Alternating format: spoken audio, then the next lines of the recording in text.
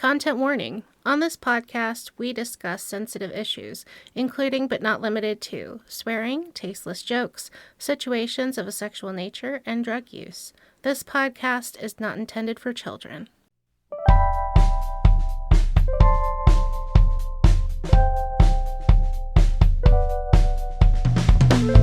Hello and welcome to Bibliowrecks for our Valentines special. Yay! I'm Bugs. And I'm in love with this story. No, I'm not. This story's stupid. Also, I'm Bam Bam. Hi, Bam Bam. We had said we were going to stop doing bonus material for a little while, and you said this is just too much fun. Yeah, I enjoyed this one. For the listeners, we're recording this after we've recorded 50 Shades of Grey and Wings of a Butterfly. which were two awful, horrific, terrible, Upsetting. bad, Dark romances. dark romances. And I have been assured that this is lighthearted. It's so lighthearted that it just doesn't, it's not even touching the ground. Is it sickly sweet? Yeah, kinda. So this one is Valentine's Day with the Mountain Man by Kelsie Calloway. Was this one of those that was going around on Facebook of like the cover picture? I don't know. It might have been. So this one comes as a suggestion from Lily because she found this one. It was brand new. There were like no ratings on Audible. Huh. It's really weird because this is the first Audible book that I've listened to that was AI voice narrated. Oh, weird. Yeah. So that's very rare. I've been listening to Audible for like years. Yeah. This is the first time I've encountered that. Huh. And I hope it's not a trend. Yeah, that would probably be not very fun to listen to. Which this one, it's just so cheap. Like, I don't blame you for not wanting someone else to read this aloud. Or maybe they couldn't pay anyone enough to do it. Right. The story takes place with a character named Liam, who is a photographer that is taking pics of the mountain town, which I think is called Wildwood Ridge, maybe? Okay. It's really weird because it never says the town name is Wildwood Ridge. It refers to a place called Wildwood Ridge, but it never says explicitly that that is the place that they are in. Off to a bad start. Yeah, no, pretty unclear. I had to imply that this is the place that he's going to is Wildwood Ridge, and he's staying at a lodge called Cedar Lodge. Mm-hmm. I guess that's where he's going to sleep, and he's going to hike around Wildwood Ridge and take nature photos because he works for a magazine called Nature Lens. Oh, okay, so just nature photography. Yeah. So he gets to the lodge and he's talking to the hotel clerk. The hotel clerk looks him up and she says, "Oh no." It's you. She says, "You've accidentally been double booked because you booked your room online and computers are complicated and mysterious." He has to share a room with somebody. Yeah. Okay, so it's really weird. So normally what would happen is the hotel would just pay for another room somewhere else. Uh-huh. And that's not sexy, Bam Bam. That's not the start of a good porn.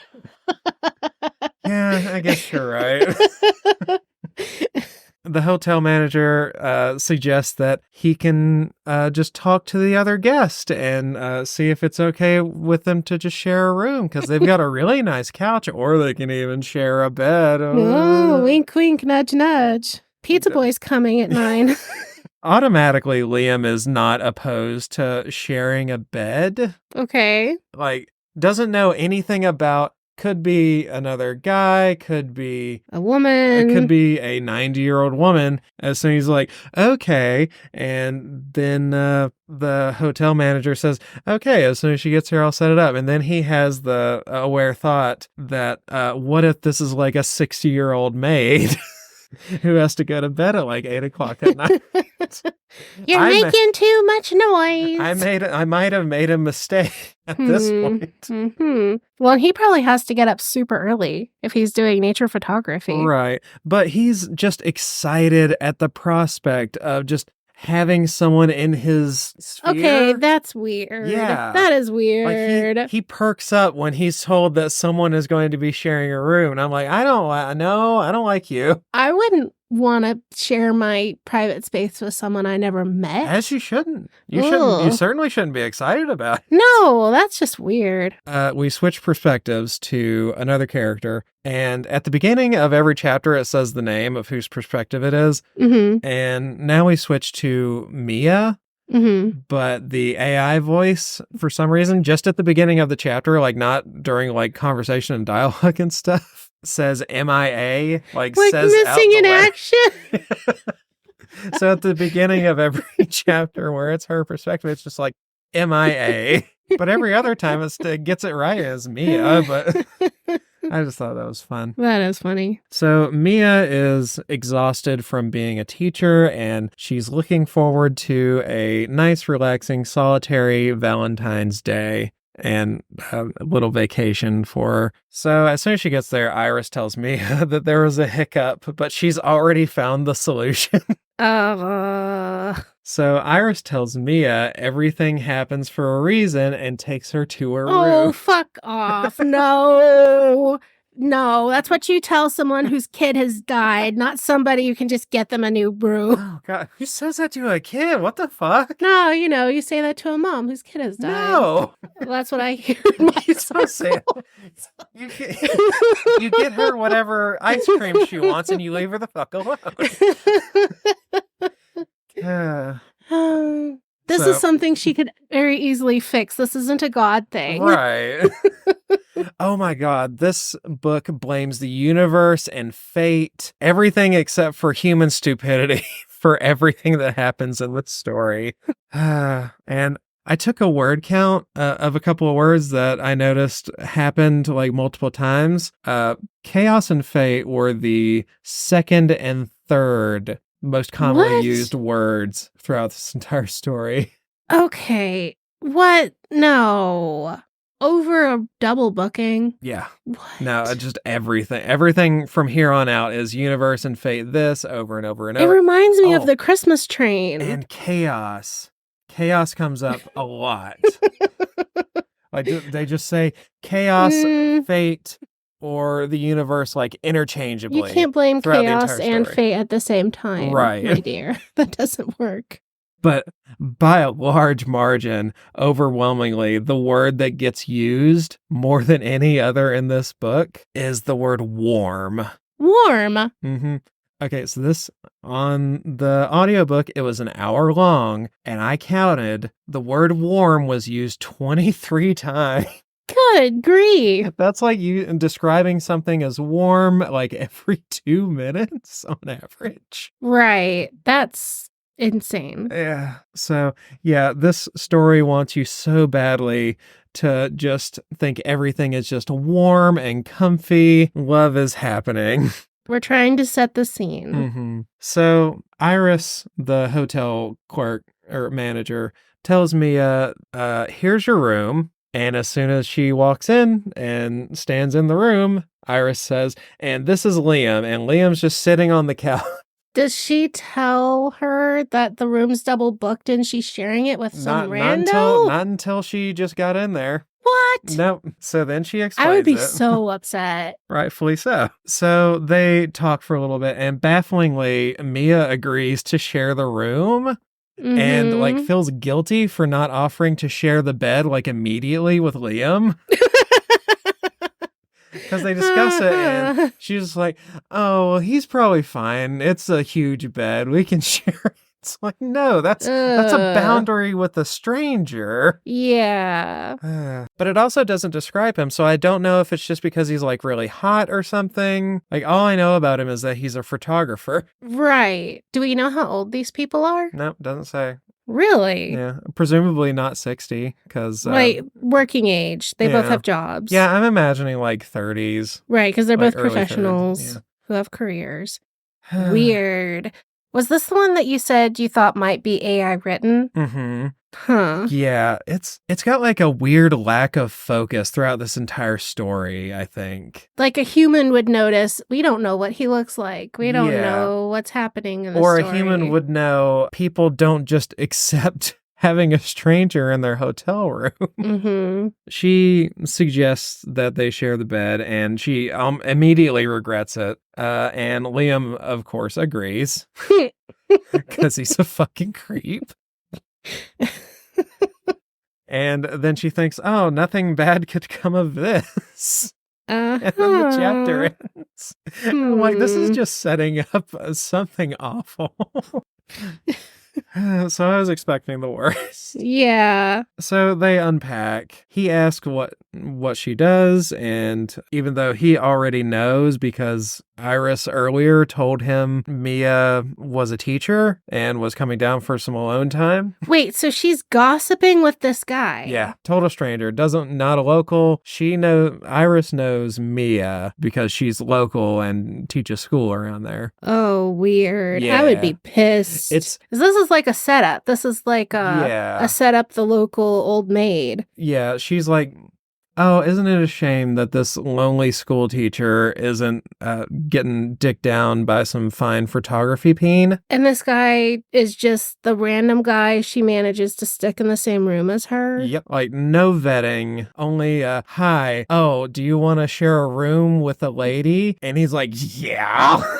Do you want to be in a proximity and under a social contract where she can't just leave? Bizarre. Yeah, it's real weird. It doesn't seem like this was written by a human that knows things. Or it really is the setup for a porn movie. Yeah. Which later we get to the sex and it's so just bland. Like this sex is just the least I don't even think they sweat. That's how unseasoned this sex is. Even though it's so warm. Yeah, it's incredibly warm sex.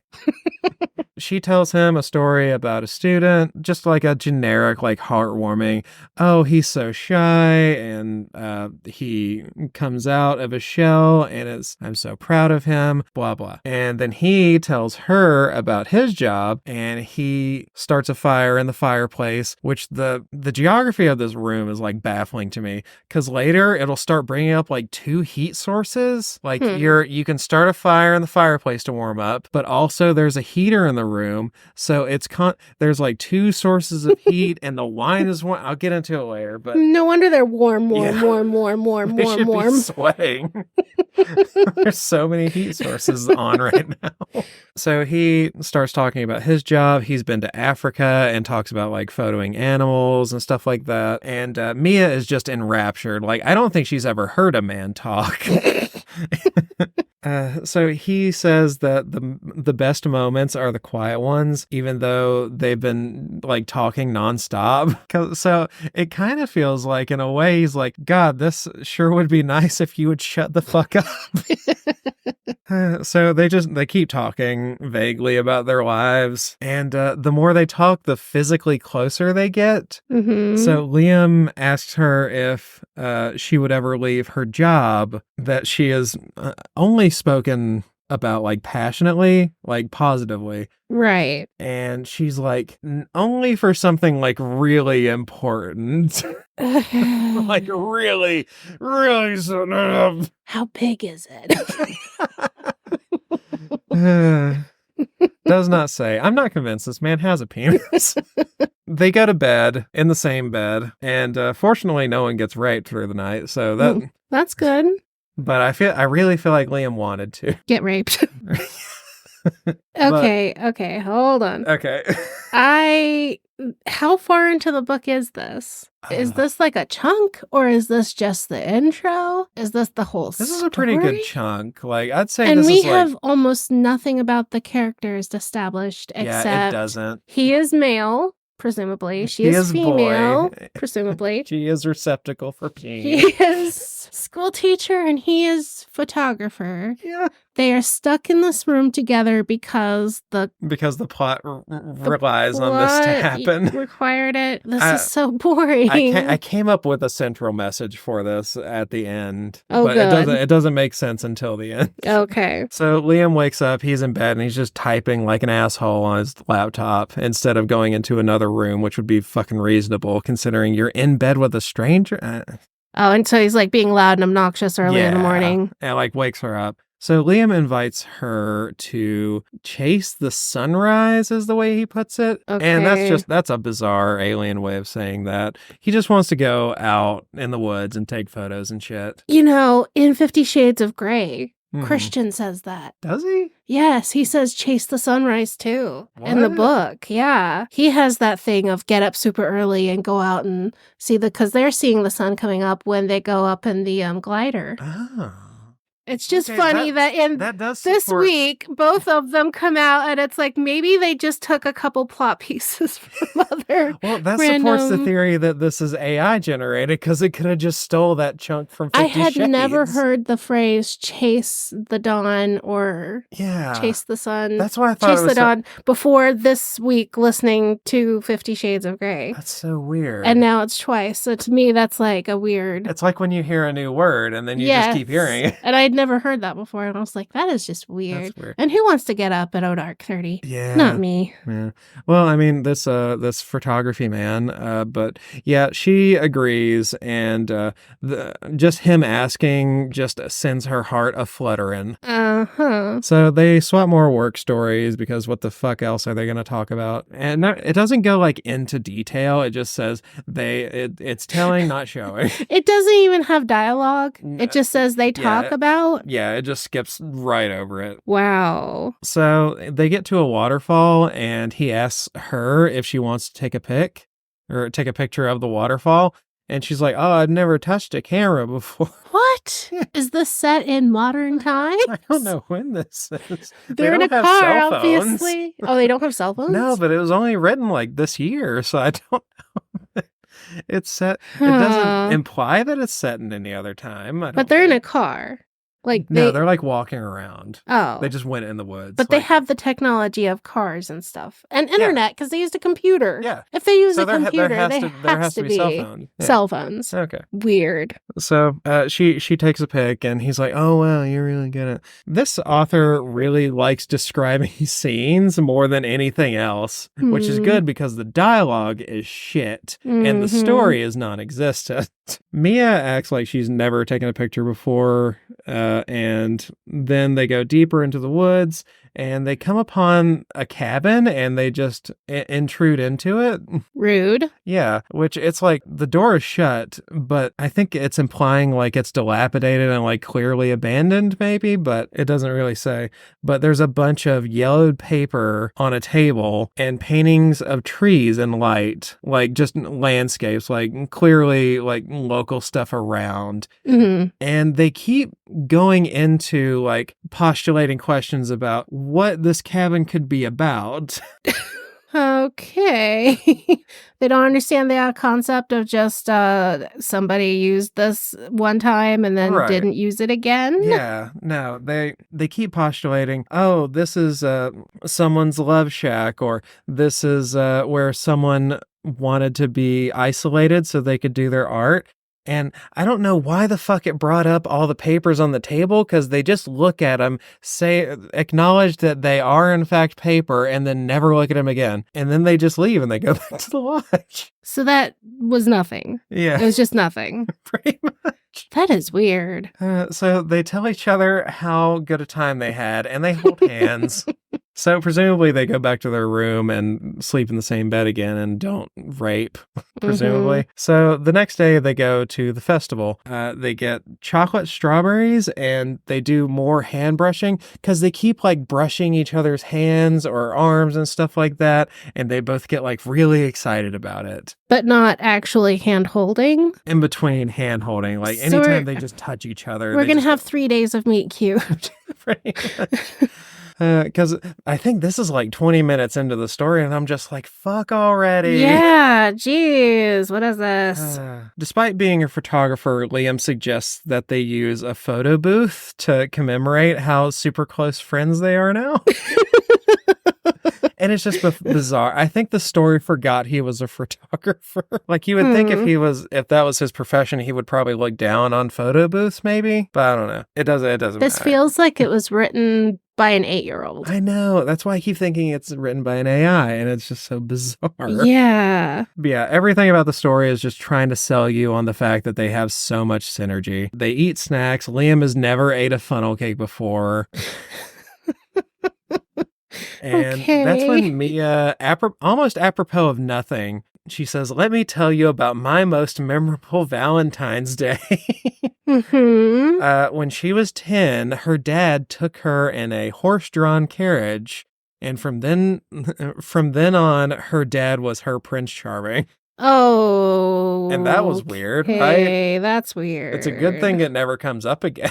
Yeah. So that's taking daddy's little girl to a little bit of an extreme. Yeah, it's something a human would know that was kind of weird, right? Mm-hmm. So Liam exchanges a story. He says 1 year before, on Valentine's Day, he took his girlfriend to a restaurant where she got food poisoning and spent the rest of the day holding her hair, but proved that he was at least a gentleman.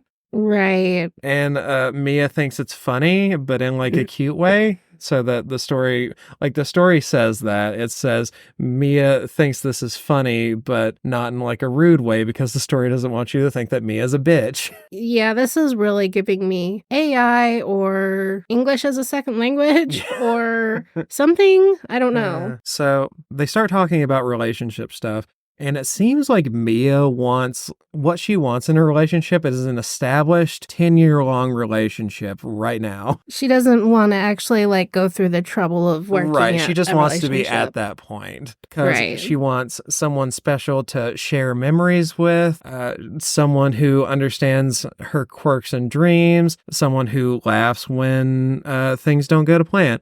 And that's only stuff you get from like a partner you've been with for a long time. Yeah, because you have to get through a whole lot of awkward and a whole lot of life before getting to that level of comfort, which the fact that they're showing this much comfort with each other immediately is super weird. Yeah. And it's not following the porn thing of, oh dear, now I am naked. We're not following the script that it should be if we were doing one of those. I feel like your inner monologue is saying, like, when does the porn start? Yes. But this is literally, oh, I've never talked to a girl. What's an idea? How could I be forced to talk to a girl? And she would look at me and think, oh, that's cute and funny. Like, that's why I'm getting such immature, childish stuff from this. Well, this next bit is going to make that even worse, because at this point, the subtext is just regular text, because Liam hopes that maybe they're talking about each other, because they're talking like sort of veiled and vaguely, and they're very clearly talking about each other. And he's like, I sure hope we're talking about each other. And then he says, maybe this Valentine's Day will be one we remember for years to come. But he only says it to himself. So at this point, dark clouds start showing up on the scene. Like, it seems like the plot just got real tired of just all this cutesy bullshit, and just like whips up a storm to get them into the next scene. So everyone's afraid of the rain, and everybody's just like freaking the fuck out because, oh no, they might get wet, I guess. Liam and Mia are taking this all in stride. Do we know where in the country this is? Nope. But it's somewhere this is in February. This is at Valentine's Day. And it's raining. We're having a big rainstorm. Yeah. Okay. It's somewhere in the mountains. But the story keeps saying like everything is like snow covered, but also anytime that it would be inconvenient for there to be snow on the ground, there's no snow. And now it's raining, so you would think that this would get rid of all the snow that's on the ground, right? Well, it fucking doesn't, because later there's snow in the scene again. So we're not consistent through time or place or anything like that. Nothing is consistent. Weird. Mia is at this point breathless because they're holding hands again. So she's not breathless from the sprint, but she's also breathless from just touching Liam. Mm-hmm. And she says, I can't help but to surrender to laughter. Lily took this part of the notes for me because I just got real tired from it. Right. But yeah, this is where she noticed that everything at this point is beauty and chaos just over and over again. What does that even mean? I don't know. Because everything is described as being beautiful, like the situation is beautiful. Fate has brought things together so that they can be this way. Everything is just so chaotic and beautiful. So they go back to their room, and this is the part where it gets really fidgety as to whether there's a heater in the room or not, because the heater is going, but they're still cold. So they start a fire, but the heater is making them really warm, and then the fire is warm. And then they decide to drink some wine, and the wine is warm. And that doesn't sound good at all. Unless it's like a special kind of wine that's supposed to be heated when you drink it. But I think this is just a bottle of wine that they picked up from beside the heater or something. It was just nasty hot wine. So they start drinking the wine. So they're obviously over 21. I guess. Well, Iris is the one that left the bottle of wine in the room, so I don't trust anything she does. Right. Because she's apparently very invested in getting these two strangers to fuck each other. That is just so weird. Oh, yeah. While they're drinking, Mia says, this has been the most magical Valentine's Day, so I guess she's over her dad now. And she's feeling vulnerable about saying this. So it's raining outside, and there's also freshly fallen snow on the ground. It's raining snow. And this is where I noticed something that's weird. The story keeps talking about the town, like in conjunction with Liam and Mia, because they're just like, oh, everything is so perfect, and I love this town. And it seems like the town is in a throuple with Liam and Mia, and I don't know how to feel about that. But yeah, everything's getting like hot and heavy, and the chaos, all the chaos words just come over and over and over again. Like as this gets more sexual, it gets more chaotic, I guess. That is just so strange. But at the same time, everything is like really warm, warm and chaotic. So they finally kiss after all this built-up tension. The kiss involved the words learning each other's flavors. Yeah. Yeah. I don't know what it sounds vile. I feel like this is more oral than what it really is. So she pulls away and he says, stay where the fuck is she? Wait, what? Wait. No, read that quote exactly.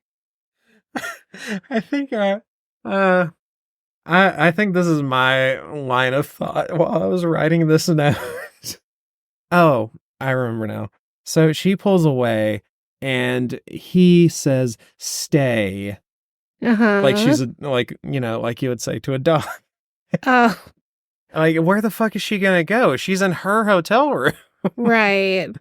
But he leaves for a second and puts her up on the bed, and they're still making out, and they move to the bed.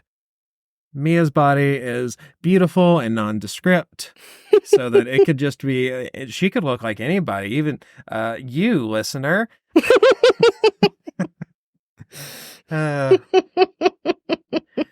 So this is when they start fondling.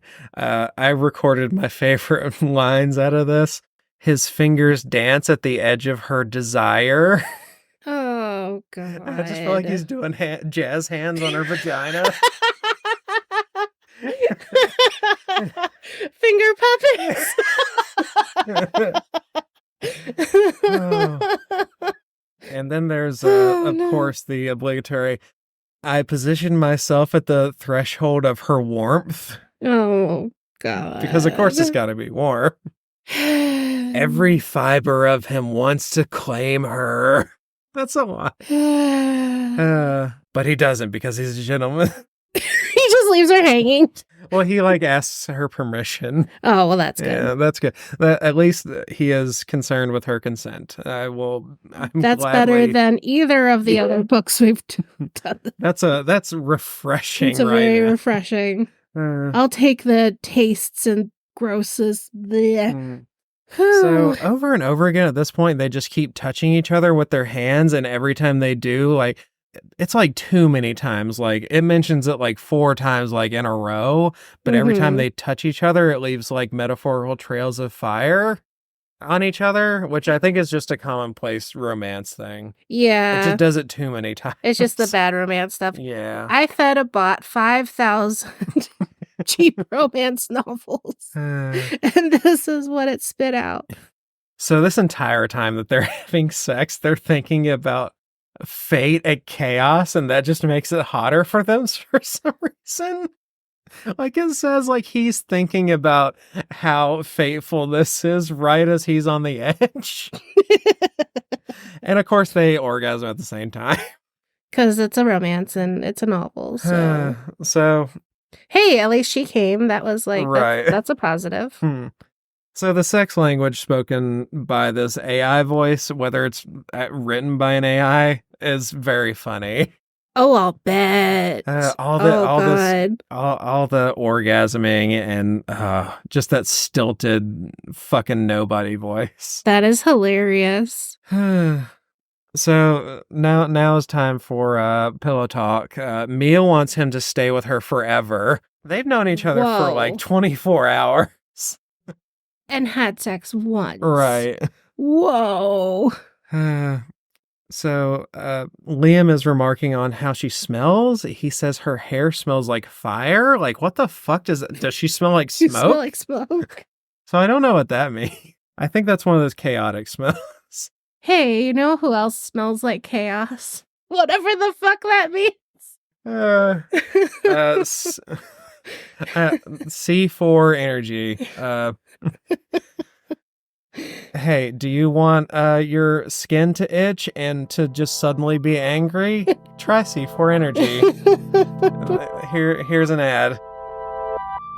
Hello, Biblio fans, friends, and fiends. Just taking a moment to tell you how to find our growing community. We're on Facebook and Instagram, where I try to post pretty often, and we have a subreddit that we will start using as soon as Bam Bam gets over his crippling fear of Reddit. And of course, our YouTube. Look us up at Bibliowrecks. We would love to hear suggestions and chat about bad books there, as well as over email, bibliowrecks@gmail.com. That's spelled BIBLIOWRECKS. Thank you for listening. Now let's get back to that bad book. And we're back, and everything is chaotic and fate and fucking, oh, it's so warm right now. Oh boy. How you feeling now, Bugs? Much better, because I needed a much lighter, funnier than we've been doing lately. Yeah, this is a good aftercare episode, I think. Yeah. Oh boy. I'm just really amused at the idea of what you would feed into an AI to get this. Yeah. I'm trying to figure out, I think maybe the author would have fed in her other stories, because she's got multiple stories of just other mountain men romances.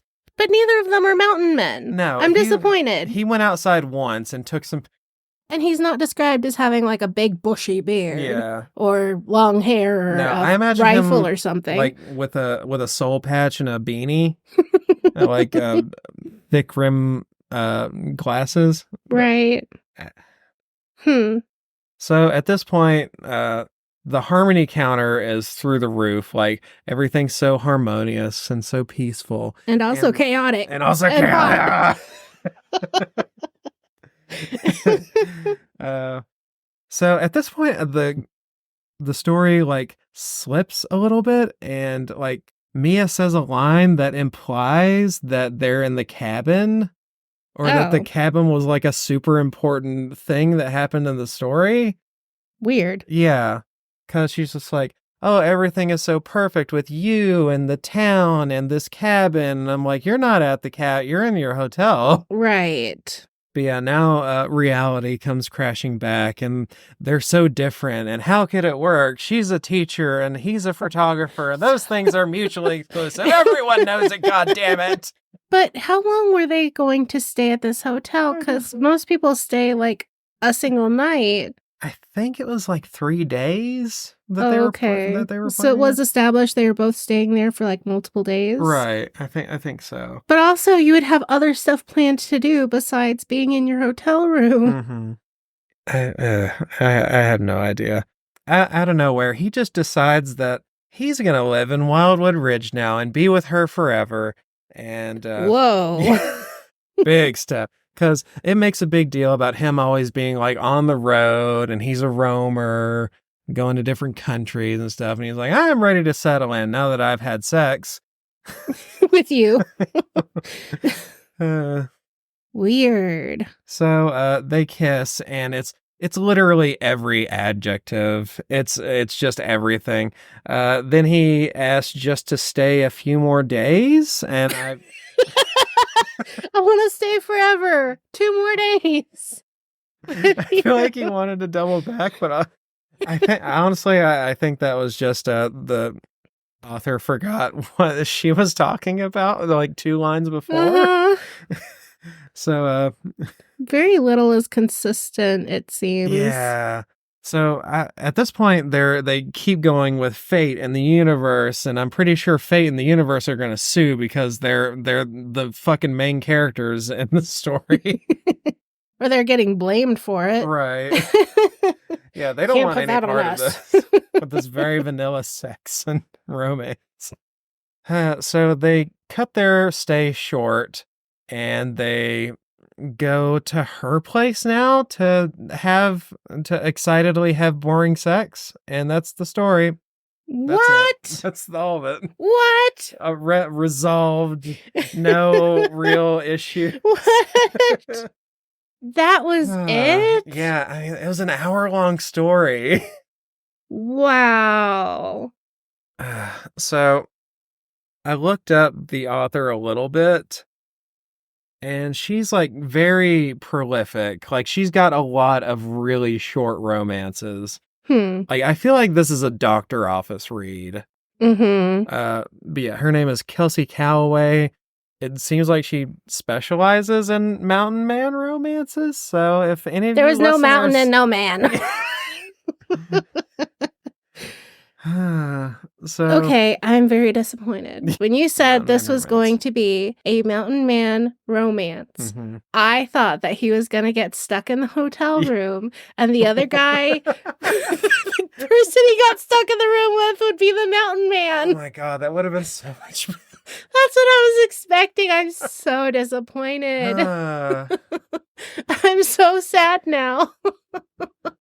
But yeah, that was a fun little afternoon read, and honestly, I don't know how anyone could possibly enjoy this. It sounds unless like they were it doing it was- specifically this way, just to. It sounds like it's just air. Like there's no substance. Yeah, there's nothing there at all. I don't even remember the characters' names.